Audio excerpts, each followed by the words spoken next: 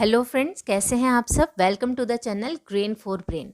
दोस्तों, आज का हमारा जो टॉपिक है ना, वो ये है कि रामायण या महाभारत काल में जो अस्त्र या शस्त्र चलाए जाते थे, क्या वो ठीक वैसे ही थे जैसा हमें इन पर बने हुए सीरियल्स में बताया जाता है कि किसी ने मंत्र जाप किया और तीर प्रकट हुआ, किसी से वर्षा हुई तो किसी से अग्नि प्रकट हुई, किसी से सैकड़ों तीर बन गए। तो चलिए शुरू करते हैं। वीडियो अच्छा लगे तो सब्सक्राइब और शेयर ज़रूर कर दीजिएगा। दोस्तों, रामायण काल को बीते लगभग 8,80,000 वर्ष हो चुके हैं। महाभारत काल को बीते 5,000 साल हो चुके हैं। क्या इतने ज़्यादा लंबे समय में चीज़ें ठीक वैसी ही हमारे सामने आई हैं जैसा उस समय हुई होंगी?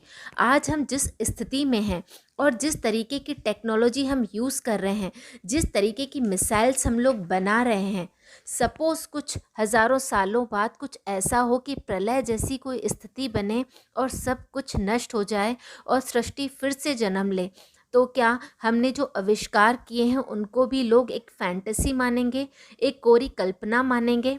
दोस्तों, मुझे ये लगता है कि इस दुनिया में होने वाली हर चीज़ प्रकृति के अंतर्गत चलती है। कोई भी इसके विरुद्ध नहीं हो सकता है। जिस तरीके से अभी मिसाइल्स टेक्नोलॉजी से बनती हैं, अलग अलग तरीके की मिसाइल्स हैं, अलग अलग तरीके के एटम बम्स हैं, हर किसी की अपनी अपनी रेंज है, हर किसी के फटने का अलग अलग परिणाम है। तो उसी तरीके से वो ज़माने में भी तो टेक्नोलॉजी इतनी ज़्यादा हो सकती है कि तीर मिसाइल जैसा ही हो, अंदर से खोखला हो और उसमें कुछ ऐसा एलिमेंट भरा जाता हो कि किसी चीज़ के टकराने पर वो अलग अलग परिणाम देता हो। कोई टकराने पर अग्नि पैदा करता हो तो कोई टकराने पर पानी पैदा करता हो, या फिर कोई बाण हमें बेहोश ही कर देता हो। एक उदाहरण से समझते हैं। जैसे महाभारत काल में एक अस्त्र का उपयोग किया गया था जिसका नाम था नारायण अस्त्र। ये अस्त्र महात्मा नारायण ने बनाया था। ये अस्त्र अश्वत्थामा ने महाभारत युद्ध के दौरान चलाया। किसी के पास इस अस्त्र का कोई तोड़ नहीं था। तब सबने कृष्ण से मदद मांगी और बोला कि इस अस्त्र से कैसे निपटा जाए। चूँकि श्री कृष्ण बहुत बुद्धिमान थे, वो हर अस्त्र शस्त्र का ज्ञान रखते थे, तो उन्होंने इसका उपाय पांडवों को बताया। श्री कृष्ण ने उनसे कहा कि अस्त्र को निष्क्रिय करने का एक ही उपाय है। आप सब अपने अपने रथों से नीचे उतर जाइए और अपने अपने अस्त्रों शस्त्रों को ज़मीन पर रख दीजिए। ये अस्त्र आपको कुछ नहीं करेगा। जो भी अस्त्र लेकर इसके सामने खड़ा होगा, ये उसी पर वार करेगा।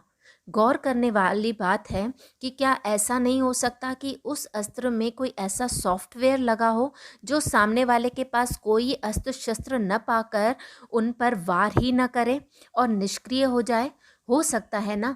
आजकल भी तो हमारी टेक्नोलॉजी में कुछ ऐसी चीज़ें हैं जो सेंस करती हैं। इवन कहीं कहीं दरवाजे भी तो ऐसे होते हैं जो हमें देखकर अपने आप खुल जाते हैं। तो ये कोई फैंटेसी तो नहीं है, हमारी टेक्नोलॉजी ही है ना। इसके बाद अश्वत्थामा को फिर से इसका उपयोग करने को कहा गया, पर अश्वत्थामा ने कहा कि एक बार इसके सामने सभी ने अपने अस्त्र शस्त्र डाल दिए हैं। एक तरीके से इसने सारी की सारी सेना को हरा दिया है। अगर दोबारा से मैं इस अस्त्र का प्रयोग करता हूँ तो उसमें ऐसा उपाय किया गया है कि दोबारा प्रयोग करने वाले को ही ये मार देता है। सोचते हैं अगर उस टाइम पे ऐसे अस्त्र शस्त्र थे तो कितनी ज़बरदस्त टेक्नोलॉजी रही होगी कि बिना नरसंहार किए, बिना लोगों को मारे दुश्मन को हार मनवा देने वाले अस्त्र बनाए जाते थे। सुदर्शन चक्र भी तो ऐसा ही एक अस्त्र हो सकता है जिसमें ऐसा सॉफ्टवेयर लगा होगा कि जहाँ टारगेट किया जाए वहाँ टारगेट करके वो वापस अपने मालिक के पास लौट आता हो, और वो एक ऐसा अस्त्र है जिसे बार बार यूज़ किया जा सकता है। दोस्तों, आपको पता है मुनि अगस्त, जिन्हें सप्त ऋषियों में से एक ऋषि माना जाता है, उन्होंने अगस्त संहिता लिखी है।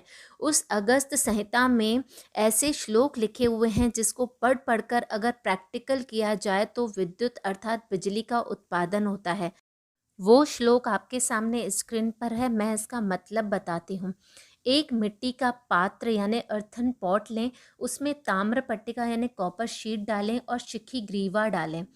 फिर बीच में गीली कांस्ट पासु यानी वेट सॉ डस्ट लगाएं। ऊपर पारा यानी मर्क्यूरी तथा दस्त लोस्ट यानी जिंक डालें। फिर तारों को मिलाएंगे तो उसमें मित्रावरुण शक्ति का उदय होगा।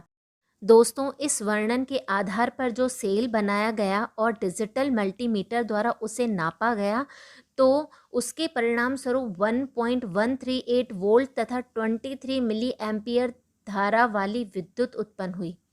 तो दोस्तों, मेरे कहने का केवल इतना ही मतलब है कि ये समझना कि हम लोग ही इतना उन्नत हैं, हम लोगों ने ही सब खोजें की हैं, ऐसा मानना गलत है।